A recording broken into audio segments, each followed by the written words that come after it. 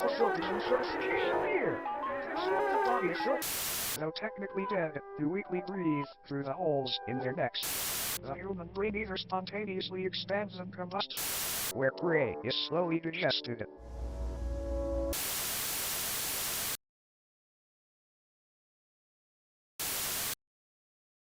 If you've been a fan of the channel for some time now, you'd remember back to about a year ago when we discovered the channel Dr. Nowhere, and his most popular creation to date, the Boiled One phenomenon. This creature was literally everywhere, to the point where the character almost had a Babadook effect. I don't know if you all were aware of this, but the Babadook design went through a bit of a meme period, where funnily enough, the Babadook became, I don't know, something of an icon. I don't know, I guess I've become something of an icon. Now, the Boiled One may not have received its icon status, but it certainly got the meme treatment. You would see the Boiled One in all kind of ridiculous memes, to the point where a lot of people seeing the Boiled One for the first time either didn't know where it even came from, didn't know what analog horror was, or thought that the purpose of the design was to be comical, yet unnerving to look at. Needless to say, the Boiled One as a concept really blew up. I honestly should have gotten the plushie while I had the chance. However, the Boiled One wasn't the only thing that Dr. Nowhere had cooking in the horror kitchen. If this is all new to you, I highly recommend you give the channel a look. It has a lot of really good short analog horror stories. There are videos on the channel covering the Boiled One and the other works on Dr. Nowhere linked in the description below. If I have forgotten to put the links in yet again, just yell at me, please. But it seems Dr. Nowhere was nowhere close to being finished with his horror projects, as we have a collection of more works that I would like to start checking out. Specifically the Oddity Compendium.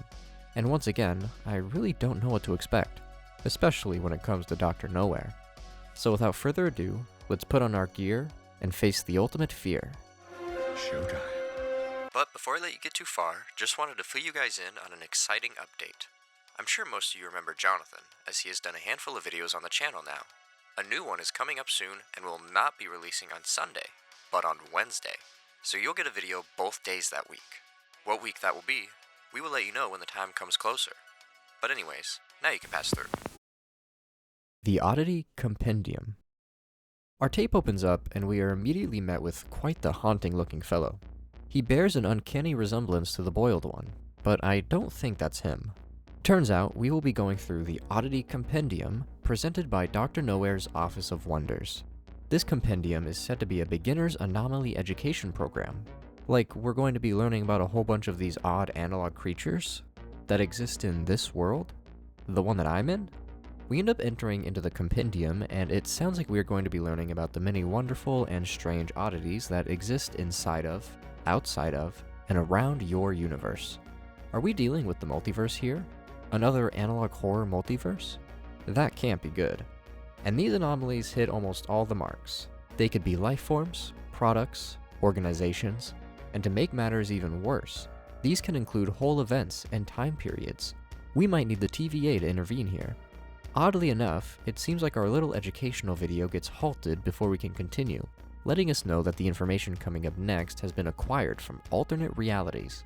Sounds like they have a mass multiversal network that informs us of these analog creatures.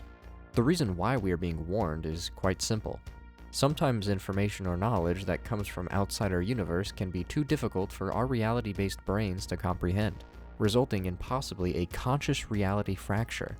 That definitely doesn't sound like something you want happening to you. It's said that a fracture is an event that may occur when an individual perceives material that originates from incompatible realities. Symptoms include migraines, excessive bouts of deja vu, instant death, and more. It's quite the leap from deja vu to instant death, don't you think? However, it is now time for us to get into our first installment. Faux beds, a land of forgotten faces, and geometric knowledge beyond belief. Sounds like fun. What's nice is we end up getting a sneak peek as to what we will be learning in this installment. Your own bed may be harboring a hunger for your flesh.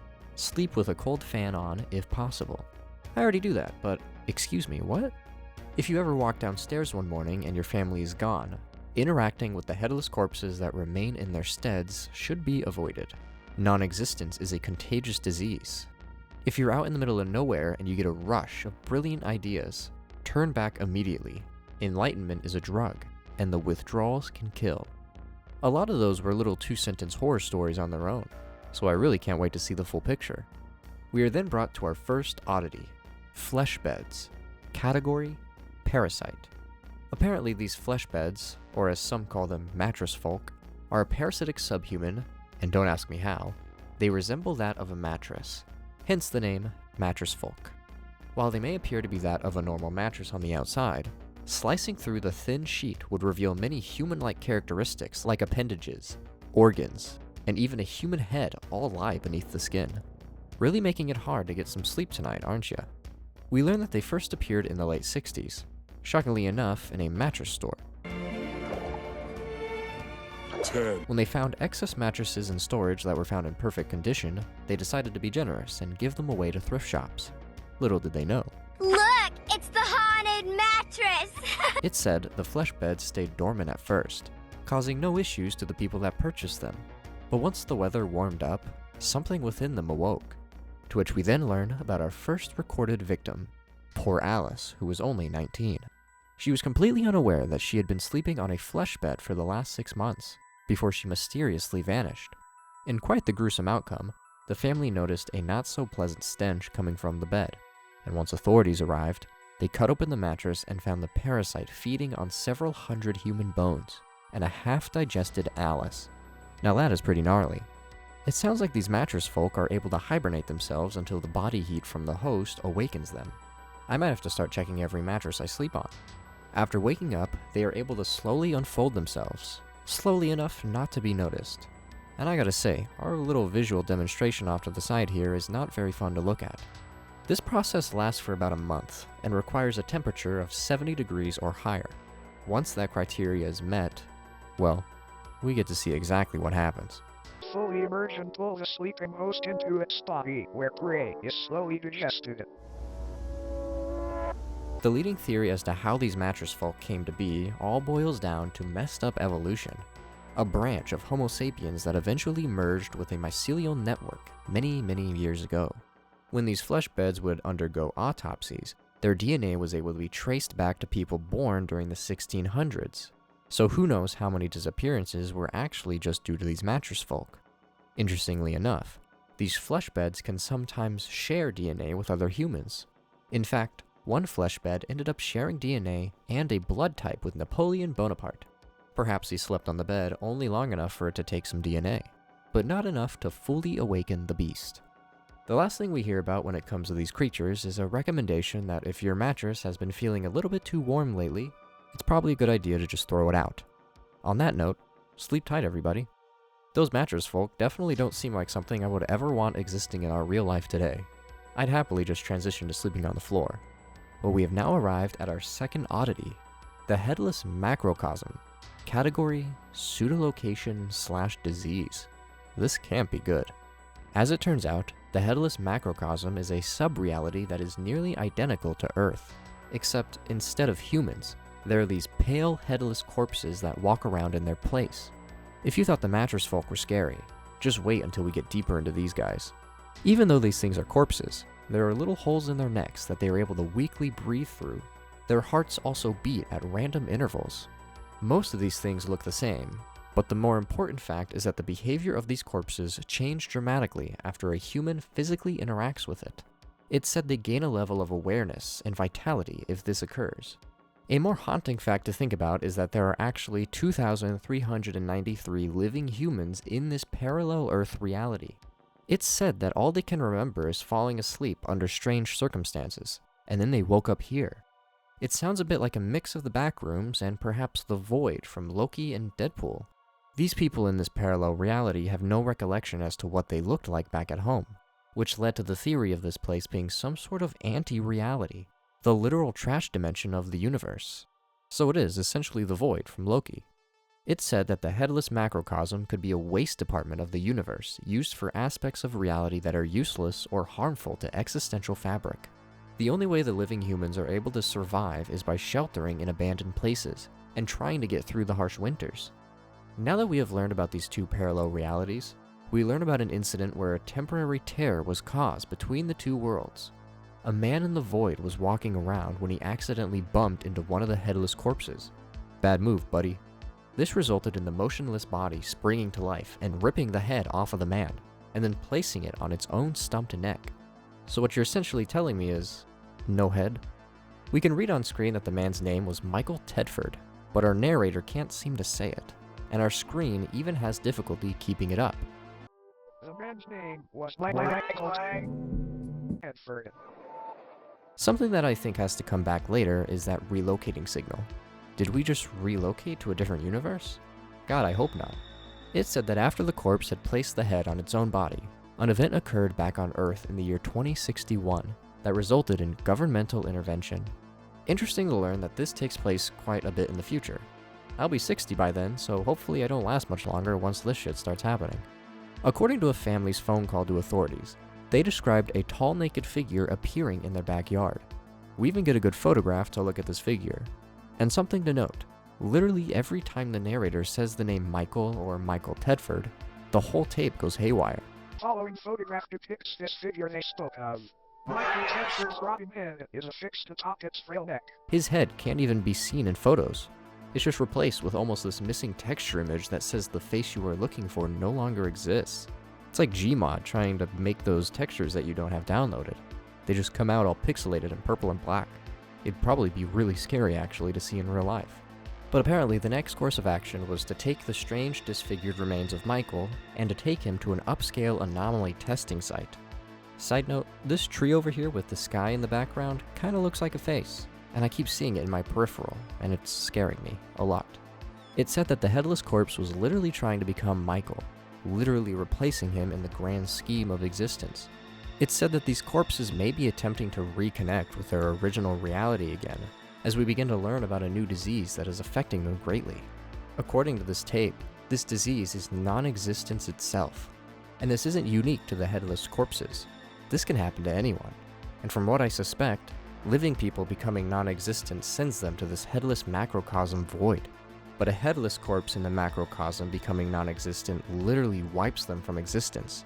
That may be why other living people just walk around in the void, and Michael had his entire identity wiped from the face of the universe. Luckily for us though, this disease is rare. But following all that, we learn a little fun fact. It said that these odd man-made structures will appear in our own world, as a result of new structures getting put up by the living people in the parallel Earth. Our world is sort of trying to update itself to keep itself parallel, and not doing a very good job at it. Some of the theories these scientists come up with honestly seem crazier than mine. They believe that this could be some sort of antibody coming from the headless macrocosm, attempting to fight off this non-existence disease. But from this point on, there isn't much left when it comes to the headless macrocosm, but we are left with a final note. Now then, check your head. Screwed on tight. Quick, because you might want to hang on tight to it for this next one. Oddity 3 is Obelisks of Enlightenment. Category: Enigmatic Divinity. These oddities have been getting creepier and wilder as we go, so I'm curious to see what this has in store for us. And scared. This oddity is pretty much exactly what its name says. They are these large, creepy obelisks that are said to currently be residing in different locations all around the world. It kinda looks like our creature from the beginning. Well, that couldn't mean anything later, can it? These obelisks don't normally appear solo. They can appear in groups of 8 at max, it says, and can stand anywhere from 10 to 150 feet tall. Can't forget to mention they levitate slightly too. It said they are most commonly found in remote fields and deserts. However, recent reports have found them in the ocean near the Bermuda Triangle, and even on the moon. The Bermuda Triangle sounds like the perfect spot for these things to appear, honestly. Every year, they all move about 2 inches forward. Towards what, however, we aren't so sure. We then learn that these obelisks are enlightened and contain essentially the secrets to the universe. They constantly vocalize this excess information as a means of waste to counteract the overwhelming intake of knowledge. Did that make sense to you? I hear ya. Since we are aware these obelisks exist, it only makes sense that they have now been enclosed and are being monitored by the government. However, there have been a few instances of people wandering into these places, claiming they were following the sound of angelic singing. This angelic singing is actually inducing an increase in general intelligence, raising your stats, so to speak. And as if these things couldn't get any creepier, each one's biological elements are unraveled thousands of feet into the sky, making a metaphysical connection from Earth to the universe. Are these things causing all the anomalies and all these universe tears? According to the tape, it's assumed that this is a form of knowledge worship, an attempt to make a mortal sacrifice for an immortal honor. And as if it couldn't get any worse, these biological organs are humans and other matter that were absorbed after enlightenment. It says that if you were to approach one of these obelisks after being lured by the song, your head would either A, explode, or B, receive an ability to comprehend the sacred information. Our narrator even gets in on the comedy. The human brain either spontaneously expands and combusts or receives an ability to comprehend the sacred information. Talk about being open-minded. If you were among those in outcome B, you would absorb into the obelisk, becoming wholly unified. The narrator then goes on to kind of confirm one of my theories. They seem to be tears in the fabric of reality, akin to black holes. Sounds like these could be the source of all this nonsense. Another pretty wild speculation we hear about is that these rips were opened by ancient gods, who weren't too fond of the fact that humans were kind of dumb in comparison. We are then shown this photo of a skeleton with an enlarged skull, and there are plenty more of these guys surrounding the obelisk sites, further supporting this whole claim. The narrator then begins to really change my perception of history as we know it. According to the tape, the obelisks first appeared way back before the pyramids were constructed. In fact, it's believed they aided in the construction of these pyramids after bestowing digestible levels of sacred knowledge.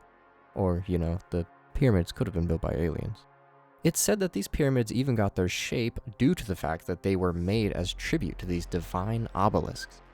We have now reached the end point of this oddity now, and as always, we have quite the disturbing way to end ourselves off. All in all, these obelisks may seem malevolent, but it's important to remember that no physical pain could ever outweigh the agony of infinite knowledge. I thought that it was over, but I think we have actually just gotten started. We have been awarded a bonus oddity. Oh boy, what do I win? Nothing! This is Filbus, our fourth oddity. Not much is known about him or why he is here, but apparently a handful of people have reported that they have felt the overwhelming urge to practice Filbism after consuming media depicting Filbus. Are we about to be brainwashed?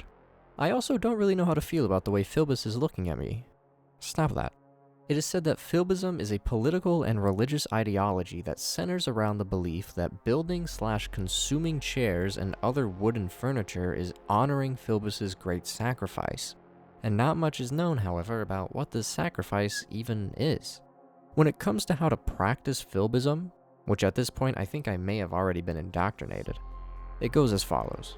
Learning to build chairs. Learning to properly digest chairs. Promoting chair consumption on obscure internet forums. And lastly, praising the fictional political candidate known as Filbus, who is said to advocate for making furniture consumption a socially accepted and widespread practice. Fictional? Are you telling me he isn't even real? Before we go any further, it appears our tape gets completely overtaken by a Filbus advertisement. Than widespread practice. There are so many wonderful things about Filbism. Consider the thought of Filbism to become one with many others today. It's a great decision. Just keep from here to get started. Our narrator actually elaborates on why this happened. As it turns out, any mention of Filbism and elaboration on the subject will eventually result in it becoming a sponsorship or advertising of some sorts. Oh no, what have I done?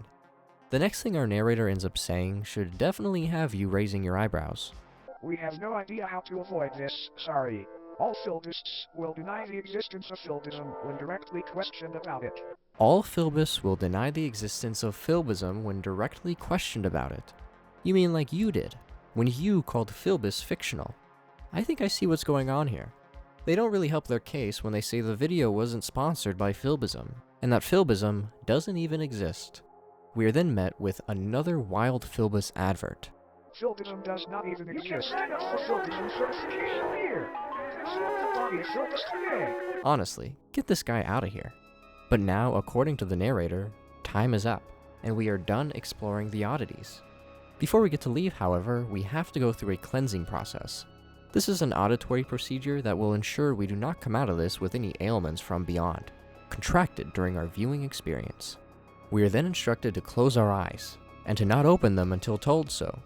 And if I'm being honest, If you choose to close your eyes here, you might as well just keep them closed, and don't take your chances. Please close your eyes and do not open them until told to do so.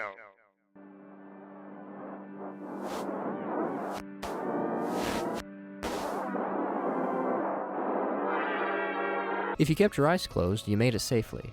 And if you didn't, how was that? However, our main narrating creature comes back to thank us for joining him, and he hopes we enjoyed our stay. It certainly was informative. And that, ladies and gentlemen, was the Oddity Compendium. And I think I have a pretty good theory as to what just happened. I believe that this whole educational video was created in a sense by an obelisk, particularly a Filbus. It's evident enough that this whole thing was sponsored by Filbus, and what better way to get the message out there than by using the things that can literally spread knowledge? You may think this is too silly. How would an obelisk even be manipulated in that way, since they are just black holes?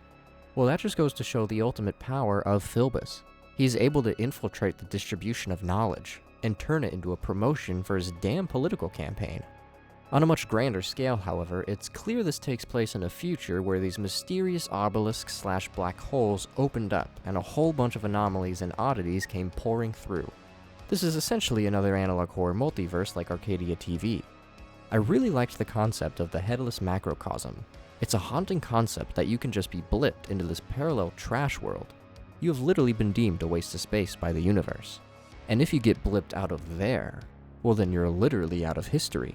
Your face, name, identity will be completely erased, never to be seen again, and never to be spoken again. So the way I see it, this is a world where these analog horror nightmares run rampant throughout our world, as I like to imagine all of Dr. Nowhere's works take place in the same hellscape reality. And in the midst of all that, there is a little anomaly known as Filbus that has managed to gain some sort of following. Through brainwashing, that is. I actually wonder if this could be a headless corpse that perhaps successfully managed to, quote-unquote, come back to his reality. Who knows? There's a lot of possibilities when we're dealing with oddities like these. However, that'll be probably about it for this video. Be sure to be on the lookout, as I imagine I will be back to talk about more of Dr. Nowhere's work in the future. I can also safely recommend you all check out the Oddity Compendium, and the rest of Dr. Nowhere's channel for that matter if you haven't already. It's full of really good horror content, and they are all mostly pretty short, so quick and easy watches that are sure to make it hard to sleep later. But as always, be sure to keep leaving me recommendations down below, whether it be in the YouTube comments or the community Discord, where just like the Headless Corpses, I could be anywhere, at any time. But on that note, in Filbus, I trust.